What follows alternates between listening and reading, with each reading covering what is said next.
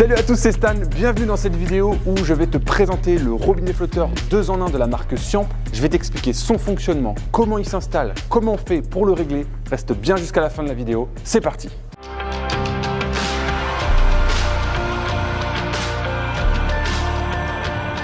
Alors la première chose à savoir sur le 2 en 1, comme son nom le laisse un petit peu deviner, c'est qu'il peut s'utiliser dans 2 versions. La première version, c'est la version latérale, c'est dans cette configuration que tu le retrouveras dans sa boîte.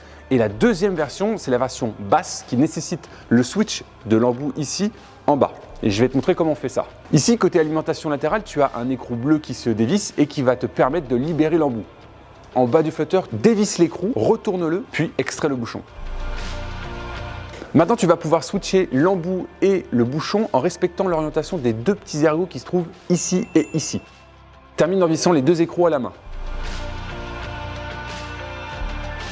Et là, tu te retrouves avec un tout nouveau robinet flotteur alimentation par le bas. C'est très pratique, sachant qu'il reste toujours très compact. Comme tu le verras après, il prend très peu de place dans un réservoir. Sachant qu'il peut s'agrandir. Je t'explique. Ici, tu as une bague grise qui se déverrouille et qui permet de débrider le réglage de la hauteur. Cette fonctionnalité télescopique va lui permettre de s'adapter à toutes les hauteurs de réservoir, en ayant 2 limites de réglage à ne pas dépasser. La première limite, c'est ici, le stop à ne pas dépasser. Et la deuxième limite se trouve en bas, il ne faudra pas descendre en dessous du 1, ici. Sinon, tu ne pourras tout simplement pas verrouiller la bague. Concernant la maintenance du 2 en 1, je te mets dans la fiche qui se trouvera juste ici le tuto qui t'explique comment l'entretenir. Tu verras, c'est vraiment très simple. Alors à l'intérieur de la boîte du 2 en 1, vous allez avoir une petite pièce en plastique grise qui est tout simplement un filtre, mais aussi un moyen de mieux faire fonctionner le 2 en 1 en basse pression. Si le réseau de ton WC a une pression inférieure à 1 bar, il faudra l'installer. Je te montre comment. Retire l'embout, appuie sur cette zone pour libérer le filtre bleu,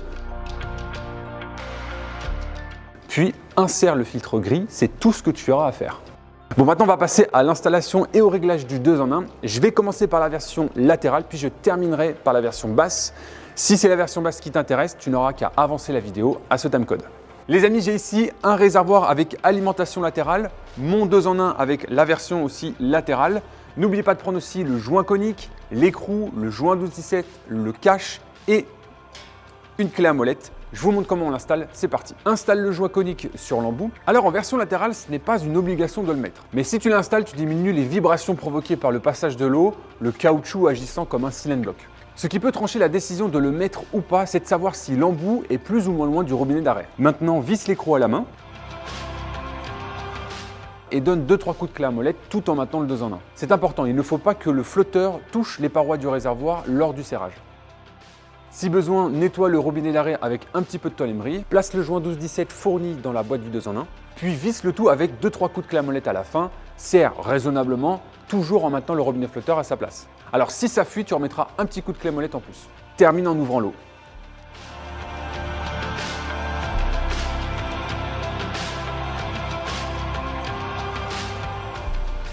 On va pouvoir passer au réglage du 2 en 1, il suffit simplement de tourner cette tige grise. Si tu la tournes dans le sens d'aiguille d'une montre, tu fais monter le niveau d'eau.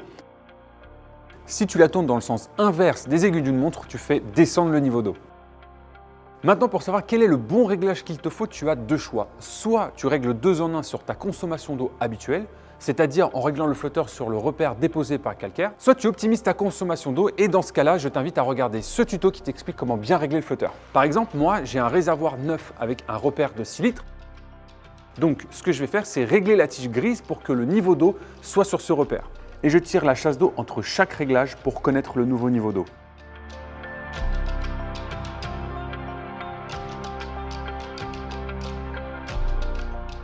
Puis je vais regarder si mon niveau d'eau est bien 2 cm en dessous du trop-plein de mon mécanisme. Si en réglant à 6 litres, mon niveau d'eau est plus bas que 2 cm, c'est bon, il n'y a rien à faire.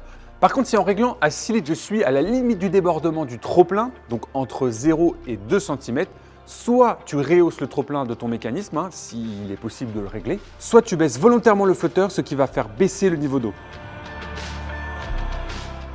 Du coup, dis-moi en commentaire si tout a été clair pour toi. Bon, là, tu vas me dire, super, ça y est, c'est terminé. Eh bien non, il y a encore une dernière astuce pour limiter au maximum le bruit du remplissage. Ça se passe dans cette zone. Pour éviter que l'eau éclabousse de si haut, comme une cascade, ce que l'on va faire, c'est descendre le télescopique au plus bas du réservoir, sans toucher le fond.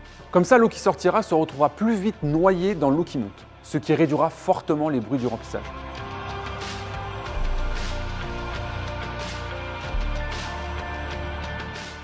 Alors il y a une dernière pièce qui est fournie dans la boîte, c'est un bouchon qui va venir se placer dans le trou opposé au robinet flotteur. Si tu as déjà un bouchon installé, tu peux le remplacer par ce nouveau bouchon blanc tout neuf. J'ai maintenant un réservoir alimentation par le bas, mon 2 en 1 en version basse. Il va vous falloir également le joint conique, l'écrou, le joint 12-17 et ma clé à molette. Le bouchon dans cette version ne sera pas utile. Allez, je te montre comment il s'installe, c'est parti. Première chose à faire, place le joint conique sur l'embout.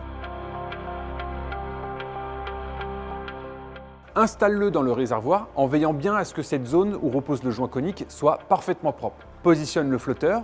Alors, si tu t'aperçois que le flotteur frotte sur la paroi, retourne-le. Termine en vissant l'écrou, puis serre-le à la clé à molette tout en maintenant le 2 en 1 dans sa position. Il ne faudrait pas qu'il tourne sur lui-même lors du serrage. Serre-le de façon raisonnable. Si tu t'aperçois que ça fuit à la remise en eau, tu pourras remettre un petit coup de clé. Nettoie si besoin le robinet d'arrêt avec une toile émerille. Place le joint 12-17 fourni dans la boîte du 2 en 1. Puis serre raisonnablement. Termine en rouvrant l'eau et contrôle bien l'étanchéité du joint conique. Pareil, si ça fuit, tu remettras un petit coup de clé à molette en maintenant le 2 en 1. Bien, le 2 en 1 est installé, maintenant on va pouvoir passer à son réglage. Donc pour régler le 2 en 1, tu as deux choix. Soit tu règles ta consommation d'eau habituelle, c'est-à-dire en réglant le flotteur sur le repère déposé par le calcaire, soit tu veux optimiser ta consommation d'eau et dans ce cas-là, je t'invite à regarder ce tuto qui t'explique comment bien régler ton flotteur. Par exemple, moi j'ai un réservoir neuf avec un repère de 6 litres ici. Donc ce que je vais faire, c'est pré-régler le flotteur dessus. Surtout, ferme bien l'eau avant de faire ces réglages. Je déverrouille la bague du télescopique, je rehausse le corps du robinet sans lui faire toucher le couvercle du réservoir, étant la limite de la hauteur. Et le but, c'est de faire coïncider le milieu du flotteur avec le repère de 6 litres.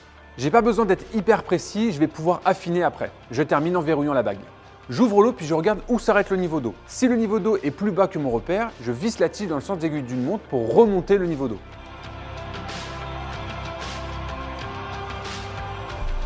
Si le niveau d'eau est plus haut que mon repère, je vais dévisser la tige dans le sens inverse d'aiguille d'une montre pour faire descendre le niveau d'eau.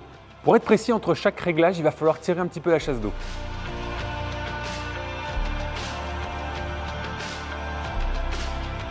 Ensuite, je vais regarder si mon niveau d'eau est bien 2 cm en dessous du trop-plein du mécanisme. Par contre, si en réglant à 6 litres, je suis à la limite du débordement, donc entre 0 et 2 cm, soit je rehausse le trop-plein du mécanisme, s'il est possible de le régler, soit je baisse volontairement le flotteur, ce qui va faire baisser le niveau d'eau. Dis-moi en commentaire si tu as bien compris mes explications. Il devrait te rester cette dernière pièce qui est le bouchon, mais dans la version basse, tu n'en auras pas besoin. Elle est plutôt utilisée pour les versions latérales. Merci d'avoir regardé ce tuto. Si tu as des retours d'expérience, partage-les moi en commentaire. Pareil si tu as des questions. Abonne-toi et like cette vidéo. Je te dis à la prochaine.